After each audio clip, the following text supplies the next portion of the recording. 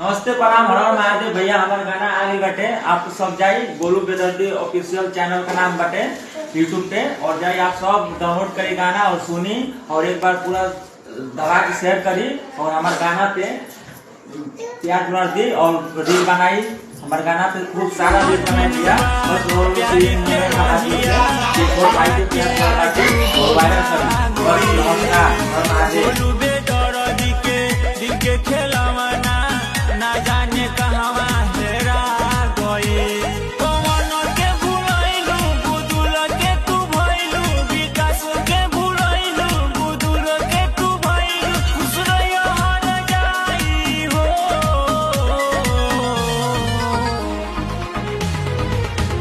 काहे कोइलू बेवफाई